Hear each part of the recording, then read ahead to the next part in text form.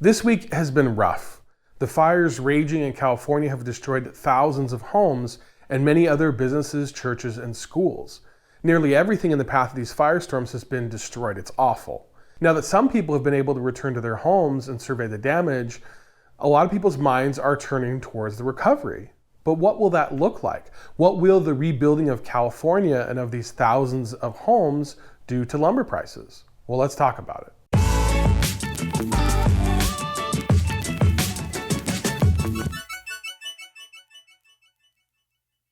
The fires in Southern California are dramatic and extreme for a lot of reasons. First, the footage coming out of California is incredible, including videos of people escaping, homes burning, and the extreme winds that are spewing embers and spreading the flames.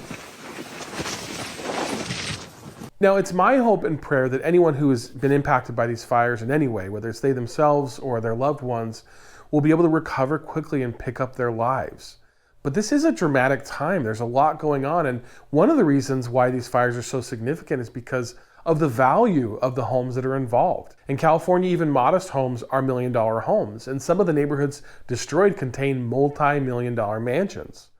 Also, many rich and famous actors have been directly impacted.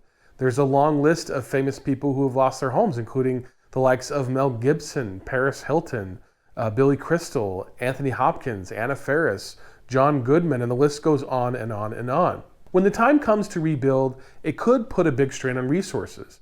Equipment, labor, supplies, and building materials will all be stretched. Early estimates are saying that the cost of rebuilding will be as much as $250 to $275 billion, which, if that's true, that could make this the costliest natural disaster in U.S. history, surpassing Hurricane Katrina, which had an estimated cost of $200 billion.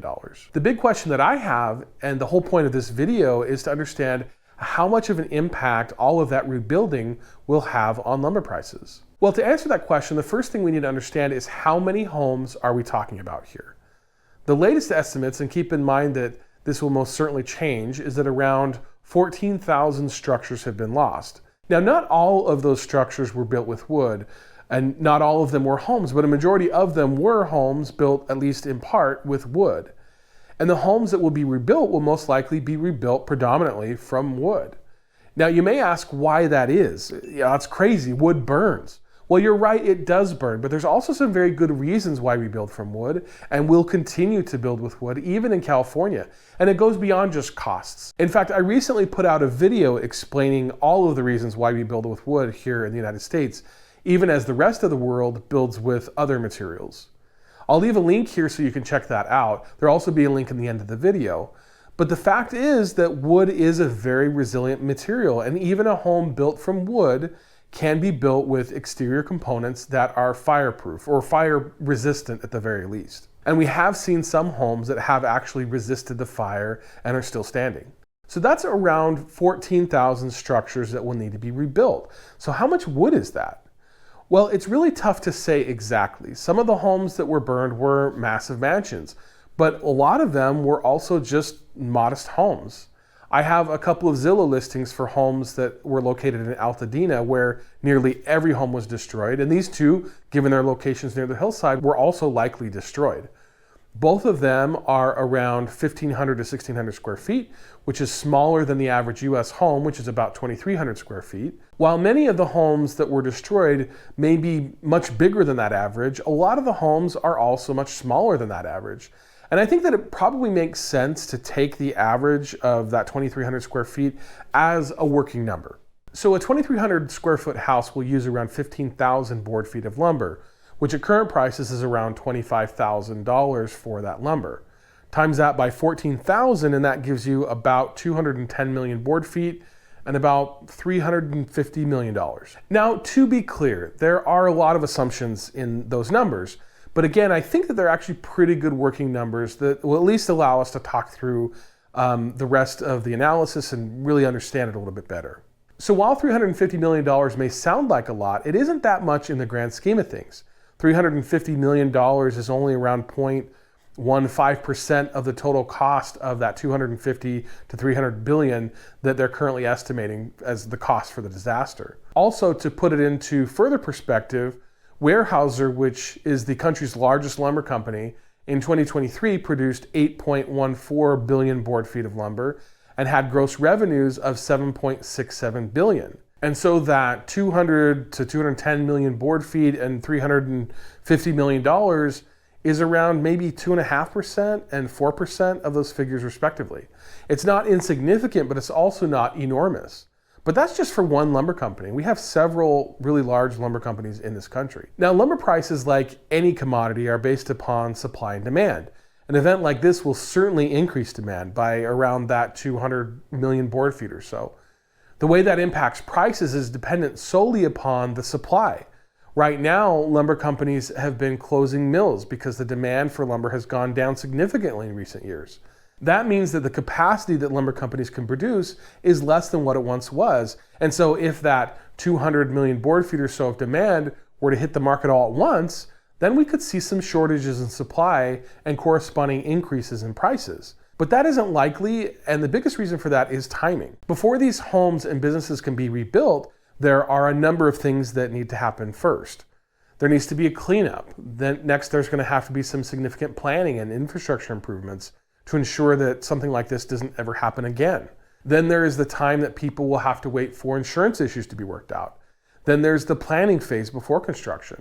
And California is notorious for really terrible zoning laws and other permitting issues. Now, the governor and others have already said that they're going to waive a lot of that stuff, but it's going to take some time. Insurance is actually one of the biggest wrinkles of all in this whole event. Fire insurance rates in these areas were incredibly high due to the risk of fire, and only a few months ago, many of the homeowners in these areas that were burned were actually dropped from their fire insurance. Now in California, this has actually been a problem for a while. A lot of insurance companies have been leaving because of the risk of fires and earthquakes and other things. And so the state has created a system called the FAIR Plan, which is considered the insurer of last resort. That's meant for an individual homeowner who is dropped from their traditional insurance. It allows them to actually get insurance, but it is expensive. And so some people who own their home outright and are not required to have insurance because they have a loan, sometimes go without it, meaning that if their home was destroyed, they likely have no coverage and have lost everything. And like I said, a lot of these homes are not mansions. They're just regular homes with regular people. And for most of these people, all of their wealth is actually in their homes, and now it's gone. It's really awful. I suspect that it will be years before these areas are rebuilt entirely. And I actually think that this event will trigger more people to leave California, like we've seen for the past few years. Not only because of the risk of fire, but also the increase in expense from insurance and taxes that will be needed to pay for all of this damage. Many of these people who have lost their homes are not going to be returning, unfortunately.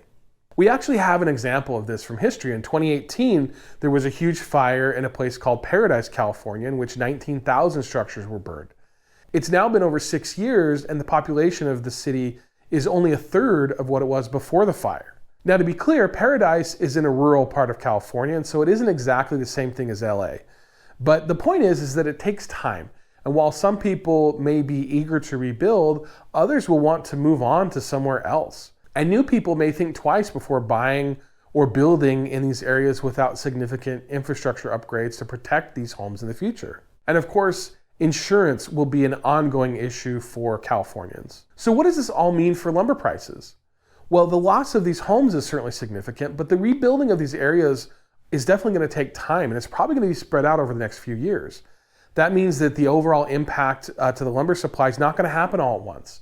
And it's not going to have a huge spike in demand, but it's probably going to be more minimal. It's going to happen over time. And honestly, I don't think that lumber prices overall are really going to be impacted all that significantly by these fires. But I want to know what you think. Do you agree with my take, or do you think that this will have a much more significant impact to lumber prices?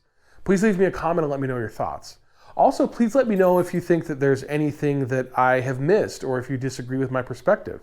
We get a lot of really great discussions going on in the comments. So again, please be sure to leave your thoughts so we can chat about it. Now, before I go, I have just one last point to make here. This right here is a graph of new home construction in the US over the past 10 years. You can see here that it peaked in April 2022 with over 1.8 million new homes being started in the US. And in November of 2024, there were less than 1.3 million new homes started.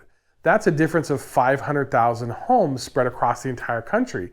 And that is far more impactful than the 14,000 that need to be rebuilt in LA in terms of lumber and its impact on prices. What will dictate lumber prices going forward will be a few factors. The rates of new home construction and remodeling that are going to take place in the next year, lumber tariffs, if they increase, of course. Interest rates are definitely going to have an impact to the number of homes that are demanded and purchased, and also lumber supplies, which will be driven by lumber mill closures.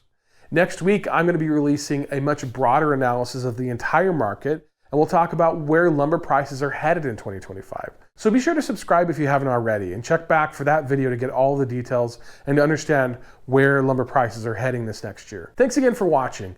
As I mentioned, be sure to check out this video about why we still use and will continue to use lumber in the US, and I'll see you in the next one.